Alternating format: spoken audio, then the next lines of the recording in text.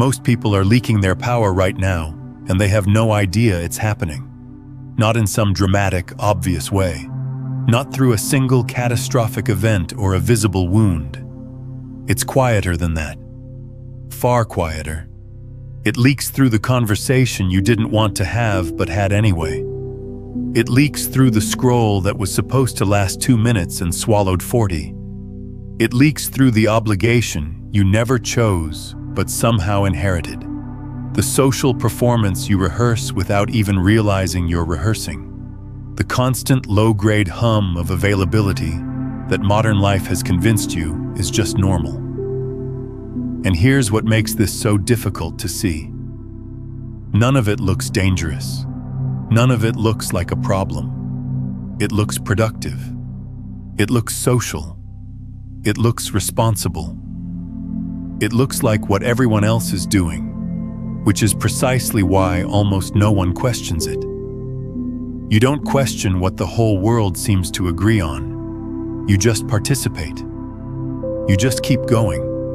You just keep giving pieces of yourself away in increments so small that you barely register the loss until one morning you wake up and something essential feels missing. Not gone exactly, but buried. Distant. Like a signal you used to receive clearly that now comes through wrapped in static. And that morning, that specific morning when you notice the missing, you might try to explain it away. You might tell yourself you're tired, that you need a vacation, that things will settle down once this project ends, or this season passes, or this particular storm clears. But somewhere beneath the explanation, somewhere in the part of you that has never been fooled by your own rationalizations, you know it isn't tiredness. You know it isn't circumstantial. You know that something deeper has been quietly eroding. And you know that no vacation and no change of scenery is going to restore what has been given away piece by piece over months and years of unconscious availability. That signal is your power. Not power in the way the world typically defines it. Not status, not influence, not the ability to dominate a room or command attention. The power I'm talking about is something far more fundamental. It's the ability to remain undisturbed by what doesn't matter. It's the capacity to hold your own center when everything around you is pulling, demanding, performing, reacting. It's the quiet, almost invisible strength that comes from knowing who you are deeply enough that the noise of the world can't rename you. This kind of power doesn't announce itself. It doesn't need to. You feel it in people who carry it not because they perform it, but because it radiates from the quality of their stillness. From the unhurried way they move through decisions. From the ease with which they say no to what doesn't serve them and yes to what does. From the way their presence in a room shifts the room, not through force, not through volume, but through the sheer coherence of a being who is not at war with themselves. That coherence is what you feel. That coherence is what you're missing when the leaks have been open too long. And that coherence is exactly what becomes possible when you finally stop giving your power away. And the people who figured this out, the ones who stumbled into this understanding or were dragged into it by circumstance, they all did something that looked strange from the outside. They went quiet. They pulled back. They stopped performing. They simplified. And everything in their reality began to shift. Not because they found some secret technique, not because they unlocked a hidden formula, but because they stopped hemorrhaging the very energy that builds a life from the inside out. Let that land for a moment. What if the exhaustion you feel isn't about how much you're doing? What if it's about how much of what you're doing was never yours to carry in the first place? There's a pattern that shows up in almost every life that begins to transform, and it rarely looks the way you'd expect. It doesn't start with a grand awakening, or a mystical experience, or a sudden download of clarity. It starts with a subtraction. Something falls away. A relationship ends. A habit breaks. A commitment dissolves. And in that space where something used to be, a strange new quality enters. Not emptiness exactly, more like room. Room to hear yourself think. Room to feel what you actually feel instead of what you've been performing. Room for something real to grow in soil that was previously occupied by everything artificial. Notice what that subtraction feels like in your body right now, just as a concept. Notice whether there's a part of you that contracts against it, that immediately begins generating reasons why you can't release anything, why everything currently demanding your energy is somehow essential and non-negotiable. That contraction is the programming speaking. That tightness is the conditioned self defending the very patterns that are depleting you. And the fact that you can notice it, you can feel it as a sensation rather than simply obeying it as a command, means you are already beginning to step outside of it, already beginning to see it rather than simply be it. This is what the ancient traditions understood and what modern culture has almost entirely forgotten. Your attention is not just a cognitive resource. It is the creative substance of your reality. Where your attention goes, your energy flows. Where your energy flows, your world forms. This isn't metaphor, this is mechanics. The quantum field doesn't respond to what you want. It responds to what you consistently observe. It responds to where you place the weight of your awareness. Day after day, moment after moment, choice after choice. So when your attention is scattered across 100 shallow commitments, when your energy is distributed among people and situations that don't actually nourish you, when your nervous system is perpetually activated by stimulation that has nothing to do with your actual life, what kind of reality do you think you're building? What kind of signal are you sending into the field that organizes your experience? A scattered signal creates a scattered life. A fragmented frequency produces fragmented results. And no amount of affirmation or visualization or positive thinking can override the fundamental pattern of where your energy actually goes every single day. This is the part that most people miss. They try to manifest from the surface while leaking power from the foundation. They try to create a new reality while still fully plugged into every pattern that built the old one. And then they wonder why nothing changes, why the same cycles repeat, why the breakthroughs never quite land, why they feel like they're running on a treadmill disguised as a spiritual path. The answer is almost always the same. The energy isn't available. It's already spoken for. It's already committed to maintenance, to performance, to obligation, to distraction, to the 1,000 small yeses that were never really yeses at all, but were just the absence of a clear no. Think about that for a moment.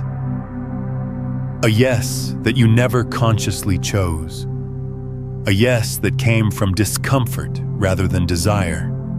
A yes that came from the fear of what someone might think or feel or say if you said no. Those yeses are not generosity. They are not kindness. They are energy expenditures made under duress, and they accumulate in the body as a kind of invisible debt. A debt that gets paid not in money, but in vitality, in clarity, in the slow erosion of your capacity to be fully present in your own life. If this is resonating with you, take a moment to hit that like button and subscribe to the channel so this message can reach more people who are ready to hear it. Here's something that might feel uncomfortable, but carries a freedom inside it that could change the way you move through the rest of your life. You do not owe your energy to anyone or anything that did not help create who you are becoming. Read that again inside yourself. Feel the weight of it. Feel where it meets resistance. That resistance is the very programming that keeps the leaks open. The guilt, the obligation, the fear of being seen as selfish or cold or unavailable, the deep, almost primal terror of what might happen if you actually prioritized your own becoming over everyone else's comfort. But here's what no one tells you. The people who protect their energy completely are not selfish. They are the most genuinely generous people you will ever meet. Because they give from fullness, not from depletion. They show up from presence, not from obligation. Their yes means something, because their no means something. And the people around them can feel the difference even if they can't name it. There's a solidity there, a warmth that doesn't waver, a kind of attention that actually lands because it isn't being split among 40 other things simultaneously. There's a difference between giving from overflow and giving from debt. When you give from overflow, when your energy is gathered and full and genuinely available, the giving itself is nourishing. It doesn't cost you. It expresses you. It moves through you the way music moves through an instrument, without depleting the instrument, without diminishing what it is. But when you give from debt, when you give from a place that is already empty, what you're actually offering isn't presence. It's the performance of presence. And people feel that difference even when they can't articulate it. They receive the performance, and somewhere in them, they know it isn't real. And that knowing creates a subtle hollowness in the exchange that neither of you can quite explain, but both of you feel. Think about the last time someone gave you their full, undivided, genuinely present attention.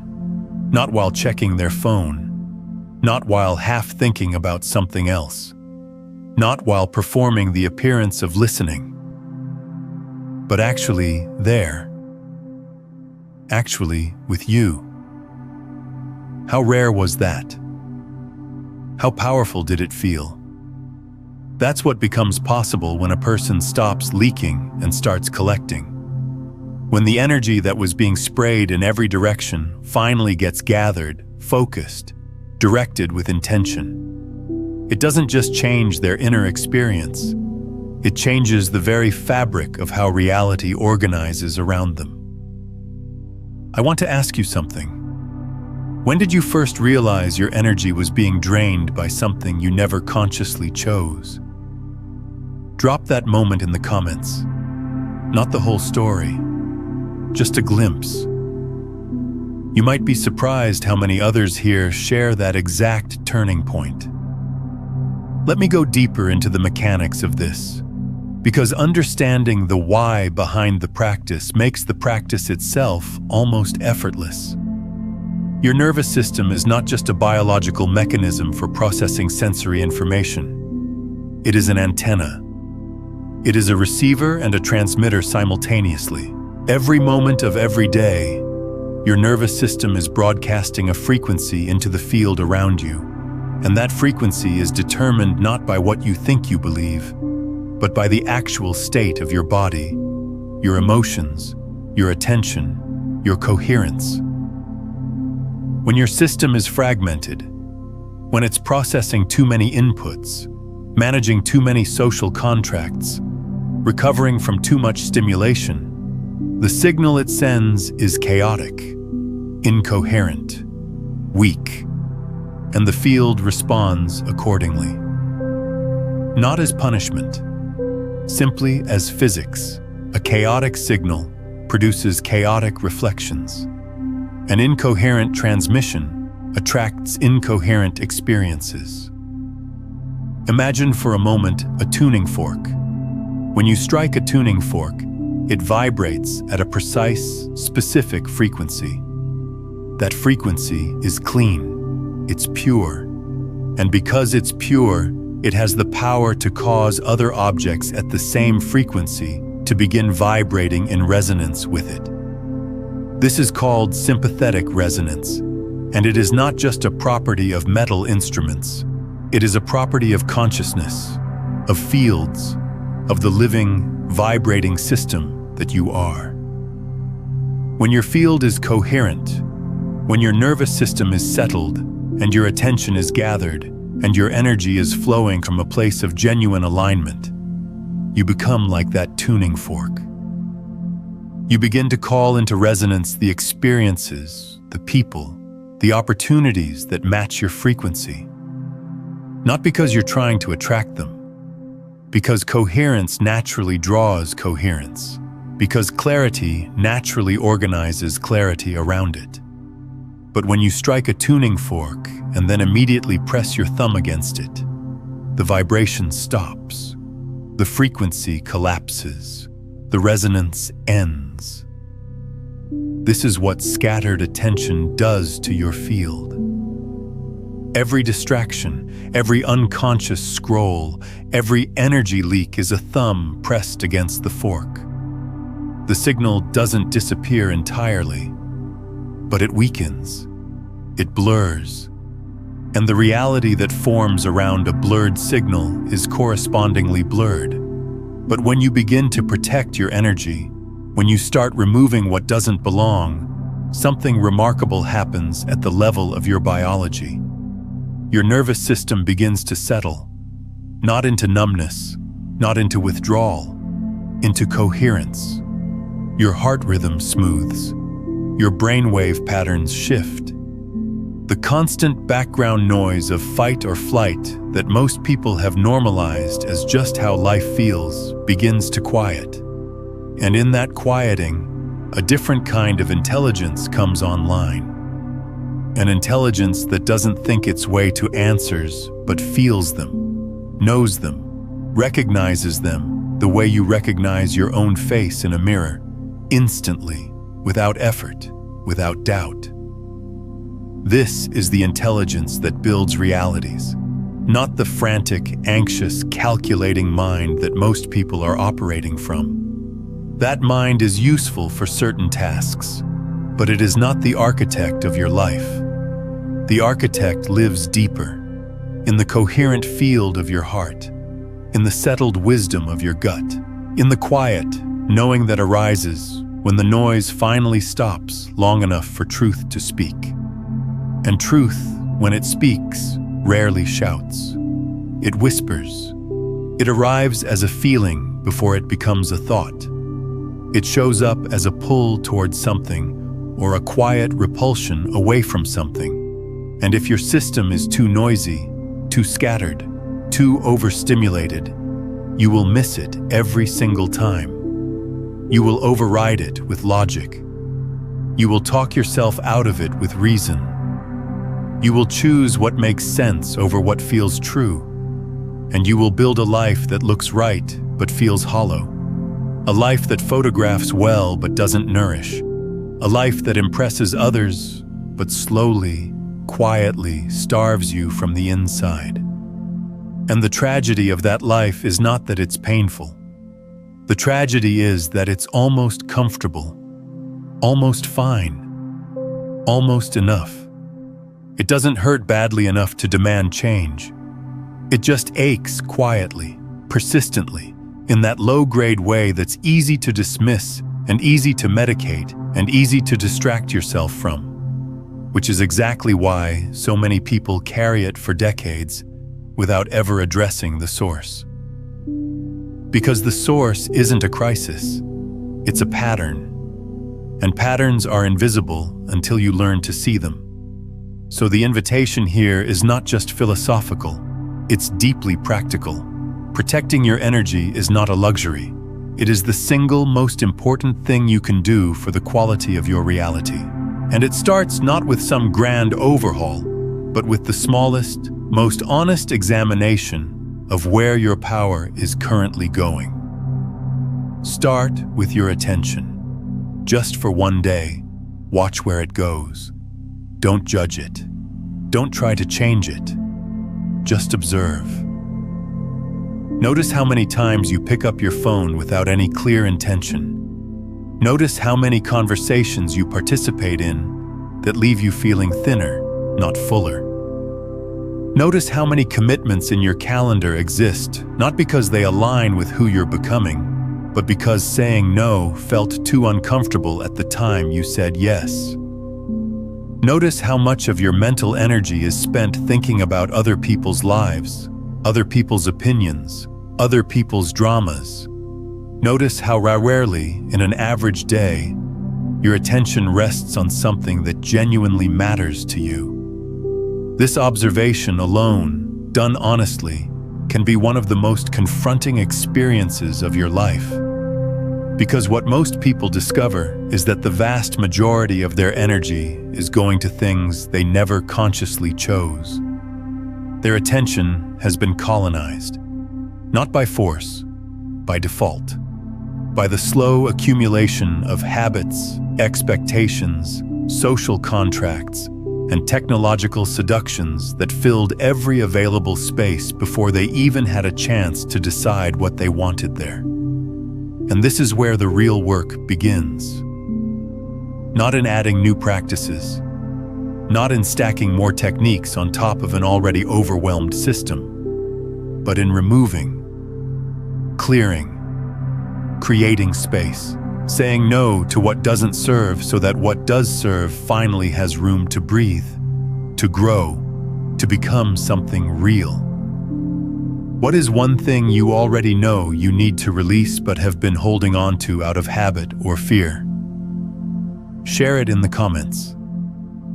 Sometimes naming it out loud, even to strangers, is the first act of letting it go. And the moment you truly protect your energy, everything changes. Not overnight. Not in some loud, dramatic way, but quietly, deeply, permanently. You start noticing that what once drained you no longer has access. The chaos that used to pull you in can't even reach you anymore. Because you've drawn a line, not out of fear, but out of awareness. You begin to realize your energy was never meant to be available to everyone. It was meant to be directed, guarded, and respected. And once you honor that, reality responds. People shift. Situations shift, opportunities shift. It's like life finally meets you at a higher frequency. Not because the world changed, but because you did. So if things feel different right now, if you feel more selective, more aware, more distant from what no longer aligns, that's not you losing something. That's you stepping into a version of yourself that refuses to settle for less. Protect your energy and watch your entire reality transform. Because once you do it completely, there's no going back.